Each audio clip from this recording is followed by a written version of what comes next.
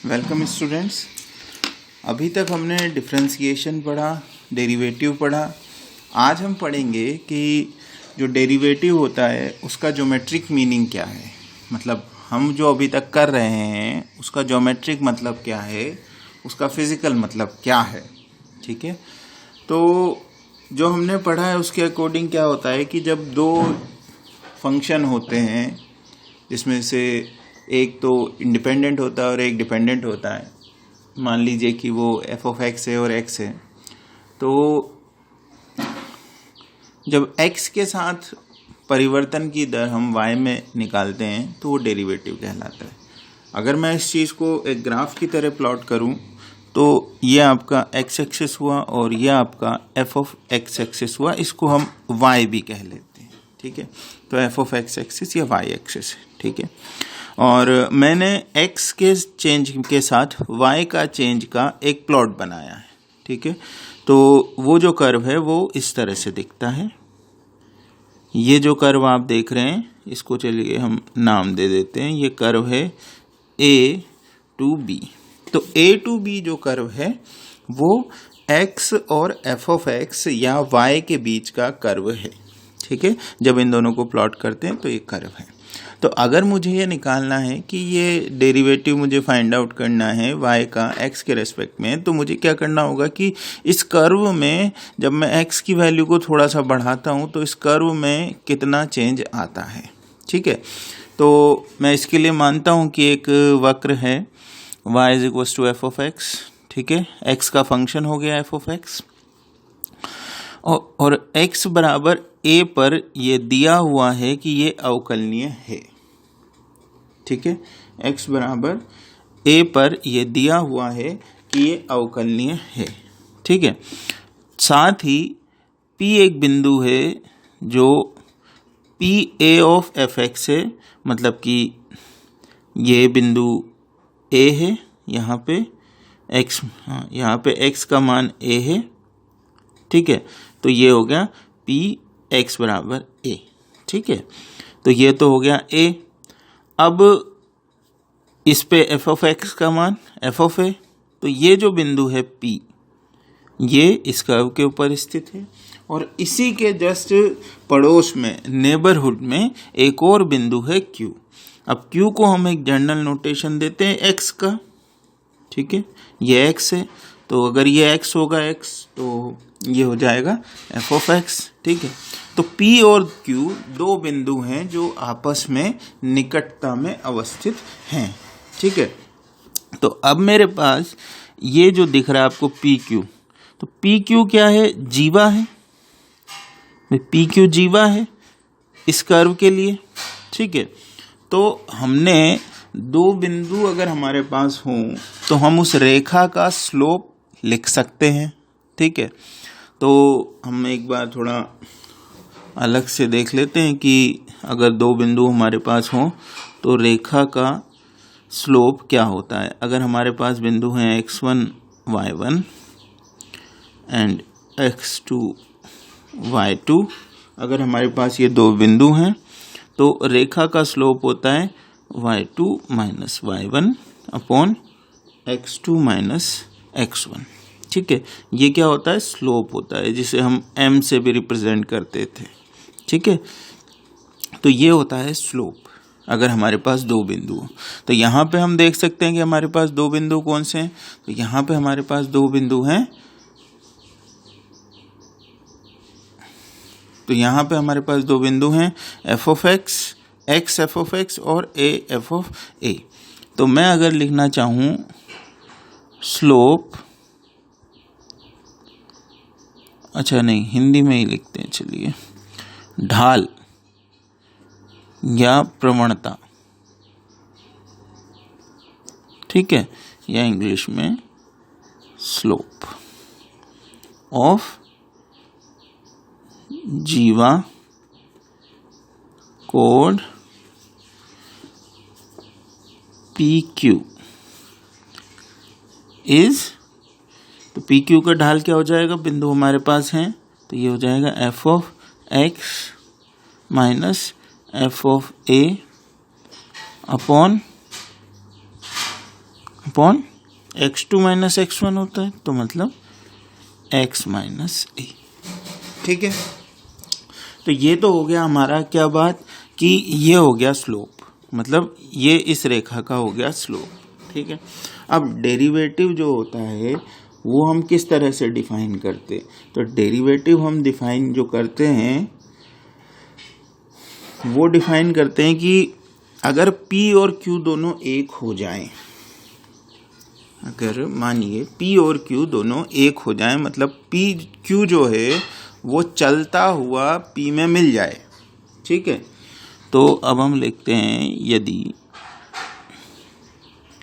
Q tends to P, Q P की तरफ आए तो क्या होगा? X A की तरफ आ रहा है मतलब। ठीक है, तो अगर मैं इसको इस कंडीशन के अंदर इसी ढाल को लिखना चाहूं तो मैं क्या लिखूंगा? मैं लिखूंगा limit Q tends to P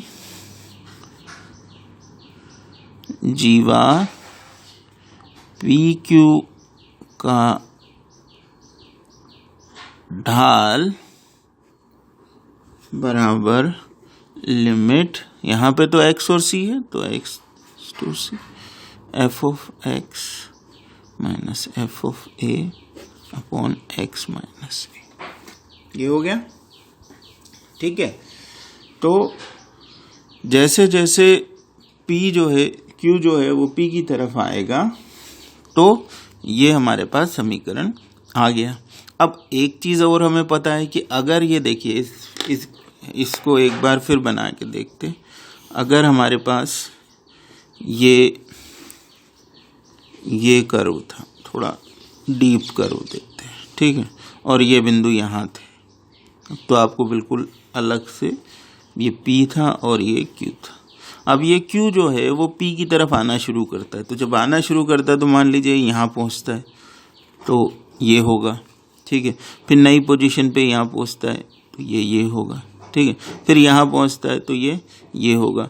तो क्या हो रहा है? देखिए ये डिस्टेंस कम होता जा रहा है, फिर ये यहाँ होगा तो ये थोड़ा सा ढाल पे है, फिर जब ये P पे पहुँच जाएगा तो क्या होगा? ये पूरी तरह से एक ही बिंदु पे टच करेगा। तो जो एक ही बिंदु पे जो रेखा टच करती है किसी भी कर्व को, वो क्या कहलाती है? उस बिंदु पर उस कर्व के लिए टेंजेंट कहलाती है। ठीक है, तो जब ये इस तरह से QP की तरफ जाएगा तो ये जो जीवा है ये स्पर्श रेखा बन जाएगी, यही जीवा।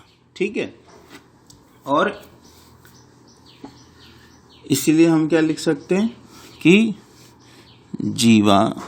जीवा तो हमने स्पर्श रेखा बना दी।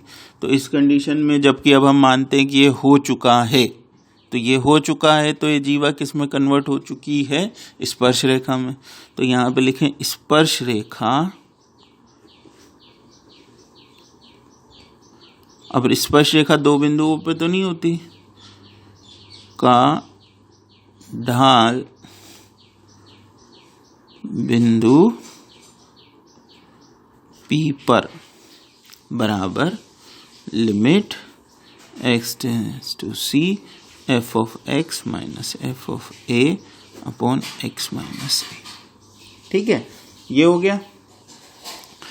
अब हम दूसरी तरफ, अच्छा आप एक बार देख लीजिए, ये जो हमने स्पर्श रेखा बनाई है इस स्पर्श रेखा पे आ गया और ये इसका जो एंगल था वो साई था। ठीक है, तो अब दूसरी तरफ हम ये जानते हैं कि ये जो लिमिट है f of x minus f of a upon x minus a limit x tends to c, इसको हम क्या बोलते हैं? तो ये हमने पहले से पढ़ा है कि ये जो चीज़ है ये fx का x के रेस्पेक्ट में x के सापेक्ष अवकलन कहलाता है एक बिंदु a पर। ठीक है, तो ये इसका मान क्या हो गया? d by dx of f of x at x is equal to a। तो x is equal to a पर ये इसका अवकलन कहलाता है। ठीक है, या फिर इसकी जगह मैं ये भी लिख सकता हूँ f डैश a। ठीक है। तो अब मुझे एक बात बताइए कि ये जो ढाल था जो हमने दो बिंदुओं से निकाला था ये m, तो ये ढाल किस तरह से डिफाइन किया जाता है? तो ढाल को हम डिफाइन करते हैं किससे? tan थीटा से, tan थीटा से। और थीटा क्या होता है? थीटा वो एंगल होता है जो स्पर्श रेखा x अक्ष के साथ बनाती है, ठीक है। तो अभी जो स्पर्श रेखा है हमारी वो बना रही है साई एंगल। तो ये जो ढाल था जिसे हमने यहाँ पे लिखा था स्पर्श रेखा का ढाल, तो मैं इसकी जगह क्या लिख सकता हूँ? इसकी जगह tan ऑफ साई लिखा जा सकता है, ठीक है। अब इसके लिए भी लिख दें at x is to a पर इसका ढाल जो है वो इसके द्वारा निरूपित किया जाता है, ठीक है। तो अब हमने क्या देखा कि हमारे पास जो कर्व था उसके लिए जब हमने डेरिवेटिव की तरह काम करना शुरू किया तो हमारे पास ये रिजल्ट आया कि tan of psi equals to f dash a. मतलब हम इस रिजल्ट को सम अप करते हैं तो रिजल्ट सम अप होगा द डेरिवेटिव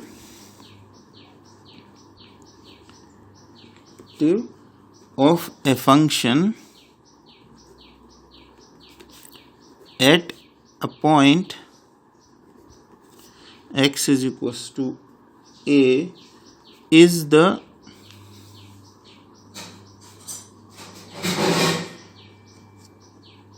tangent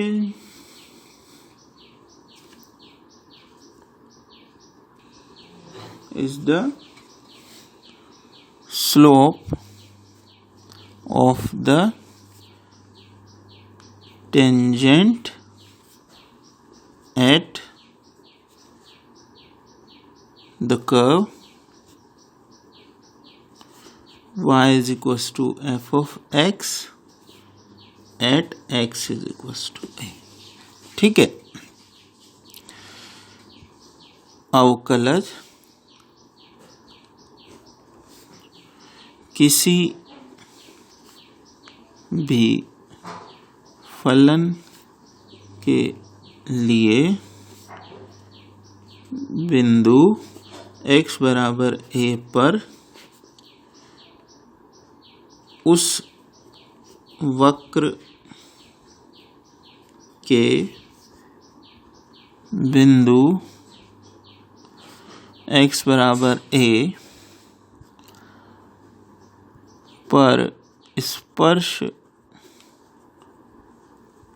रेखा के ढाल को व्यक्त करता है, ठीक है। उस स्पर्श रेखा का जो ढाल होता है, इसका जो ढाल होता है m, इसको डेरिवेटिव रिप्रेजेंट करता है, ठीक है। इसी के साथ आपको ये भी जानना चाहिए कि ढाल क्या होता है? होता tan थीटा है, ठीक है। तो जो इस बिंदु पे ढाल है और वो tan थीटा है। तो अगर आपसे ये पूछा जाता है कि आप ढाल बताइए तो ढाल तो हो गया केवल ये, ठीक है, एफ डैश ए। मगर अगर आपसे पूछा जाता है कि स्पर्श रेखा किसी भी बिंदु पर स्पर्श रेखा x अक्ष के साथ कितने डिग्री का कोण बनाती है, तो कितने डिग्री का कोण बनाती है अगर पूछा जाता है तो आप क्या करेंगे? जो हमने यहाँ लिखा tan साई बराबर एफ डैश ए, ठीक है। तो साई एंगल क्या होगा? tan इनवर्स एफ डैश ए। तो ये जो tan इनवर्स आया इससे हमें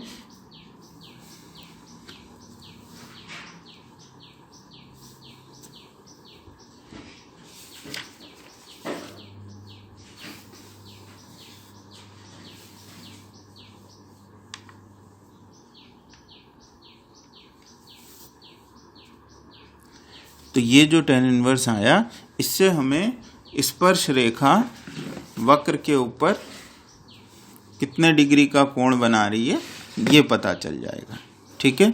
तो ये हो गया अगर आपको कोण ज्ञात करना हो, ये हो गया अगर आपको केवल ढाल ज्ञात करना हो। अब ये जो हमने ज्योमेट्रिकल मीनिंग अभी अभी इसका पढ़ा डिफरेंशिएशन डेरिवेटिव का, तो इसी डेरिवेटिव के ज्योमेट्रिक मीनिंग के आधार पर हम अपने आगे के टॉपिक्स को कवर करेंगे जो हम अगले वीडियो में बनाएंगे।